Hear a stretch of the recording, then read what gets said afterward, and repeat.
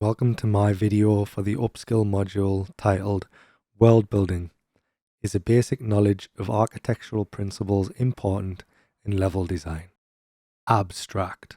In the dynamic industry of game development, the intersection between architectural principles and level design remains an intriguing conundrum. In this presentation, we'll delve into the question, is a basic knowledge of architectural principles important in level design? And look at the symbiotic relationship that exists between virtual and physical spaces. This exploration takes a practical look at the creation of a level blockout inspired by the captivating world of Ghost of Tsushima, located in the era of feudal Japan. By analysing the fundamental elements of architecture such as proportion, spatial organisation, and aesthetics, we'll look at how they are fused together with the core pillars of Ghost of Tsushima to make a blockout look and feel as relatable to the game as possible.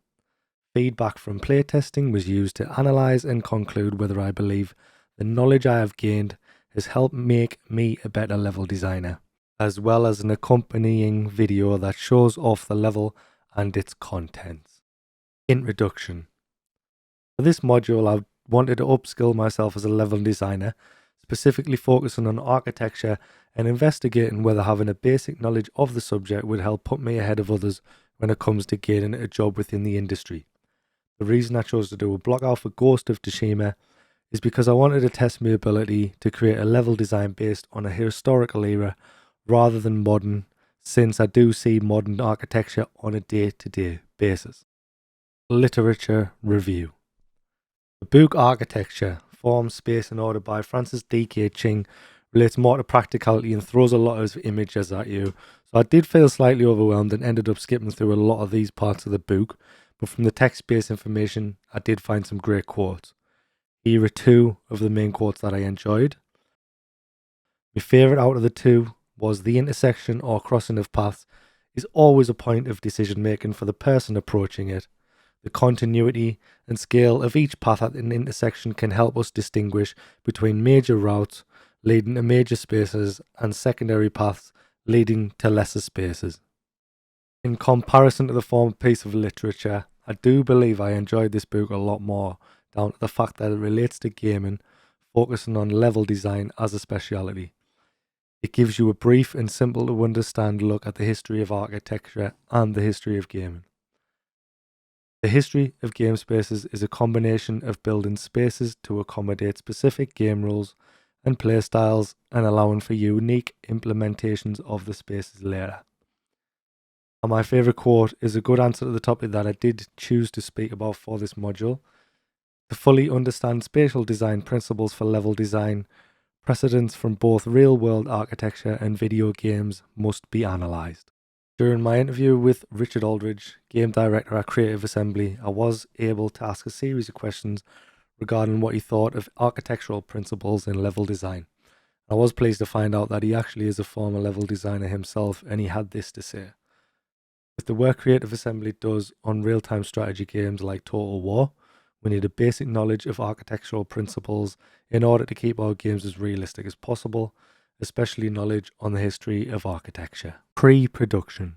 Firstly, I wanted to look at a comparison between games that I've personally played and believe that have used architectural principles well and ones that I believe haven't. Could compare thousands of games, but mainly I'll focus on one of each. Starting with a game that struggles is EA's Anthem, which faced a lot of criticism for its disjointed and poorly designed environments. While playing the game, it's clear that there is a disconnect between the open world areas and the interior spaces. The inconsistent design makes sense of immersion and world building feel non-existent, which impacts the overall player experience. Whereas when you look at games like Assassin's Creed Origins, you can see they pay such thorough attention to historical and architectural details which are designed to reflect the styles of the time. The game's commitment to historical accuracy helps enhance the storytelling and overall atmosphere and experience of the game. During pre-production, I gave myself a few days' time to re-familiarise myself with the game. Although I didn't play through the game fully, it was enough to give me inspiration to design a Mongol stronghold. The Mongol strongholds are one of the main features throughout the game, as you use any means necessary to wipe them out in a bid to liberate Tsushima Island. This would allow me the flexibility throughout my design to incorporate the game's different mechanics, such as traversal with the grappling hook. My plan was simple: create a level that focuses on what I believe the three core pillars of the game are: stealth, combat, and exploration. By having a drawn plan to reference, it makes transitioning from initial thought to in-engine block out a seamless process. A lot of the time when you do get in engine, you will change some ideas that were initially on paper, which is a process called iteration. Being able to iterate is a fundamental aspect of the level design process, as it allows you to refine, adapt, and optimize your creations based on feedback and self-discovered insights. Production. My idea was to give the blockout a good visual representation of the game, so I decided to reference some of the screenshots I'd gathered from my playthrough and try to recreate some of the assets that would fit well within my design. These are just a few of the assets I was able to create, and it didn't take me long. I simply threw together some primitive shapes and used the in-engine modeling tool to merge them together. I wanted to ensure I was going in the right direction for the design, so decided to post a basic block out of the level so far to LinkedIn to see if I could gather some feedback from people I've connected to within industry. So far, the post has garnished over 15,000 impressions, and it was even given a clapping reaction from senior mission designer Chris Kefalas at Sucker Punch Productions, which is the company that actually produced Ghost of Tsushima. This was a great confidence boost and ensured me that I was heading in the right direction. Post-production. After finishing my block out after the first batch of iteration, I wanted to get feedback.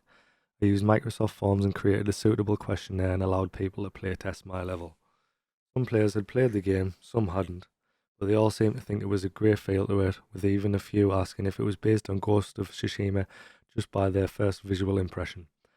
Of all the people who provide feedback were gamers and game design students, so in the future it would be nice if I was able to get feedback from people who aren't part of these groups.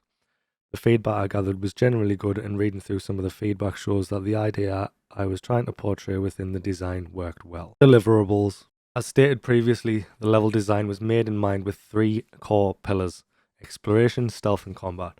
The mission is to free the prisoners locked in at the cells toward the end of the stronghold. If the player wishes to, he has an additional bonus mission of disabling the Mongol alarm from the abandoned lighthouse, which will have additional player customization items within. After freeing the prisoners, the final part of the mission is to slaughter the remaining Mongols within the stronghold. Combat isn't being showcased here due to a lack of mechanics, but throughout these two videos you can see that there's a variety of play spaces that would allow the player enough room to maneuver through should he choose to go full combat mode. Going full combat mode in the game allows the whole Mongol camp to know of your whereabouts, so it was crucial that I added a variety of play spaces that allow the player enough room to maneuver through, while still creating smaller, tighter areas to give the player that claustrophobic feeling. Ghost of Tsushima is very good with visual indicators due to their minimalized HUD, so I added these elements around the map as little white chalk parts, which you can see on the rocks in the boat, as well as around some wooden posts to let the player know that they're able to squeeze through into that area. The key features of the map are the boat and the abandoned lighthouse. These were placed strategically at the beginning of the level to allow the player to utilize the core pillars efficiently. For example, the boat allows the player to view the camp and decide on a strategy, whereas the abandoned lighthouse is used for adding another layer onto the overall level mission. Unfortunately, I was unable to take this level further than the blockout stage due to time constraints and lack of free feudal Japanese assets. Without having these, it would not be able to portray the idea properly. I did, however, manage to change the sunlighting a little to set the mood of the level, as well as adding some visual effects in the way of campfires that add some additional lighting to the level. In conclusion, possessing a basic understanding of architectural principles is vital for enhancing the quality of my future level design projects. They provide a comprehensive framework that extends beyond aesthetics, spatial awareness, functionality, and user experience. By leveraging this knowledge, I was able to create a level that was immersive and true to the game Ghost of Tsushima. By gaining a grasp of the architectural fundamentals, I believe I am now equipped with a versatile toolkit that will allow me to craft environments that resonate with players on a profound level. Ultimately, I believe integrating architectural knowledge into level design not only elevates the design quality of a project, but can also contribute to the overall success and impact of a player's gaming experience.